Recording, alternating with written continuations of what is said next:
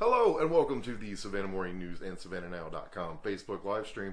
I'm Will Peebles, and today I have the distinct pleasure of being joined by Miss Krystal Sokolis of the Revival Society. Yes. So this is part one of a two-part Earth Day thing we're doing today. There'll be a video pretty much right after this in the park with the Tree Society. But first, will you tell me a little bit about the Revival Society and what you guys do? So it's an ecological design team. Basically, we do a plethora of things, but for Earth Day specifically, we created these bottle monsters behind him. So we have started the more advanced ones, and then we started educating kids on how to make them. And so the preschool kids through kindergarten designed them, and then we would build them. So they just drew them out. And then we started having kids within 6th to 8th grade actually build the bottle monsters. So the ones over here are built by the younger kids. And then this one is a 6th grader. I always like bragging about her because it's unbelievable. The physics of it, she had to balance it. She wanted specifically a decapitated mermaid, basically, is what she requested. And so it's been quite an experience building with the kids because we have created recycling facilities within their own school. So rather than them taking all their garbage elsewhere, now everybody brings the garbage to school to build from. Nice. So these are made of garbage, Yes. and they're for garbage as well, right? So like, what is the whole purpose of them? The concept was advertisement. So we were trying to think of a clever way to get people's bottles and get people to pay attention to what we were doing. And it has been the biggest advertisement that I have ever, like in 2 months we have gotten so popular over these things because they're weird. And adults act like children over them, and children are building them like adults. So it's sort of bridging a gap between ages and races because everybody has garbage. So like it's a thing that everybody has in common. We can talk about it, we can relate to it, and everybody's a little frustrated with the way that they're disposing of things, at least the people I talk to. And so we're trying to figure out a new way to upcycle materials, get the kids thinking about their community that can't. And we mostly work with low-income schools because their art classes are not developed enough to have supplies. So what better use than garbage? And they're getting more creative than I originally thought they would. So yeah, this is just like spectacular, you know. Yes, only cardboard and tape, guys. See, I was googling you guys a little bit yesterday just to kind of get an idea of it. And I saw that one and the smaller ones, but it was just like this ornate scaled dragon, yes. you know. So you just kind of you put it in the mouth, right? Yes, and kids always get a crack out of it because they put it in the mouth and like, oh, it's gonna eat me. So we actually now do photo booths with them, even so they can take pictures with them. So they have been a little bit more than what we thought they would be. Like I thought we were just being weird and seeing how the word got out, and it's been a social experience, an experiment at the same time to see how people would respond.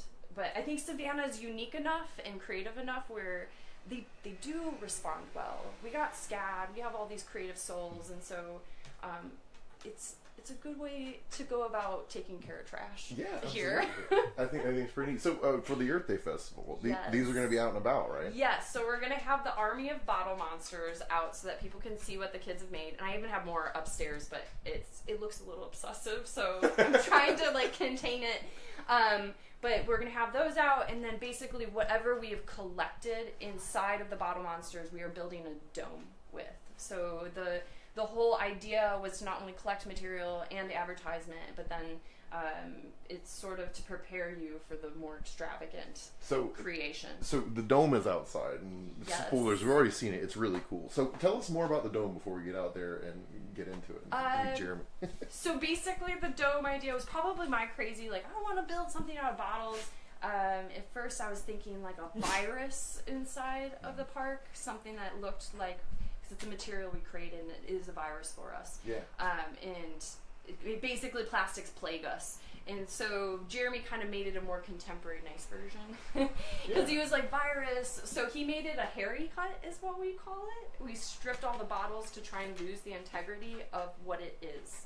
So we didn't want it to look like a plastic bottle. And so the interior, we cut off all the bottle bottoms and we lined the interior with the bottoms of the bottles. It's a tongue twister. And then the outside, we stripped the bottles, cut them into like little hairy pieces, and then coated that. But I do have to mention we have had some pretty remarkable help, people popping in left and right just to like help us weave the structure together. And so it's been quite a community like experiment to see how many people would actually get involved. And like, thank you, Savannah, for the bottles and for helping, and Oatland Island, Junk Luggers, all of them have been super supportive. Cool. Yes. Well, let's go and look at the area. Yes. Because it is really neat. It is really neat. Come on, Goose. Goose, we're going to go outside. Come on. Come on. This is Goose. He's a good boy. Yeah. So it's a work in progress. We still have long ways to go, but we are lining the interior, and we sort of ran out of bottle bottoms, and so we have to improvise a little bit, add what we have, and then we might do something else for the top. In the meantime, we're also weeding the exterior of it. Some plants. What's that? Yes. Yeah, and so the exterior, we're doing this, where we're stripping them. Jeremy's over here weaving them on. Goose is watching. So, Jeremy, how long has this taken? How long? What is? How much work is this? It seems like a lot. A lot of work. Yeah. Yes. Yeah, we're sort of getting to the fun part where we're a little less stressed, but the making of the dome and then cutting it, because we have to transport it. So he had to make sure that the top came off of the bottom, and it has to be structurally sound because there's going to be people surrounding. And it's going to Oatland Island as a greenhouse, so it's definitely got to be strong. Yeah, it's got a long life ahead of it, right? It does. What else is it? What else is it doing? Basically, the purpose of it is that we want to show people that plastic does not have to be a one-time use. It's a very durable material. They made it to last, which is, it stinks that we make it for such temporary use. And so we wanted to figure out a new way that we can kind of be innovative with it. And there's so many millions other ways you could do with plastic. This is just the one that we chose. We're trying to make it as fancy as possible, and so when you don't see the metal, it's gonna look completely different. Absolutely, yeah, no, I can imagine. So, so if people want to make trash or bottle monsters, or they want to make help with this, Yes. Can they reach out to you guys? How can they do that? Well, basically, we have many different ways you can get involved with the Revival Society. First off, if you are doing something ecological, we sort of want to know. We want to talk to you. We want to write something on you. We want people to get connected. It doesn't matter what field you are from if you're doing something ecological.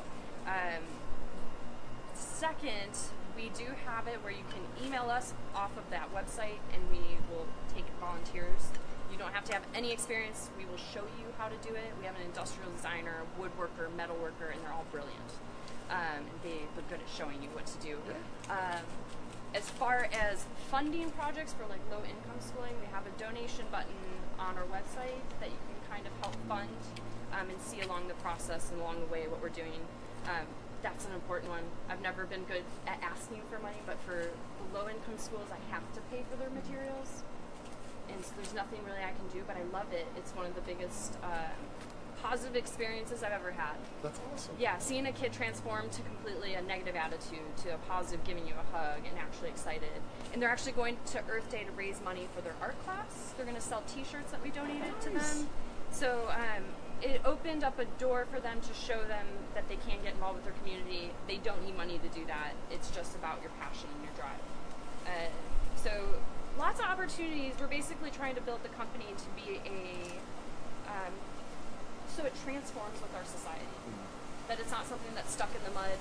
We want to be pretty transparent about what we're doing, and we wanted to go with the time and the situation because we're really bad about garbage, and so we're trying to figure out a more innovative way to do things and do projects. So if anybody has ideas, we are more than happy to hear them and work with you. So yes. For sure. Well, we will put the link to y'all's website in our description and pinned at the top of the comment section here, so that people will be able to do that. And if you don't want to go see it online, you can go see it in person at Earth Day Festival. Yay! So, well, thank you guys for joining us for part 1 of 2. We're about to head over to Forsyth Park, where we're going to learn about some trees. Stay tuned.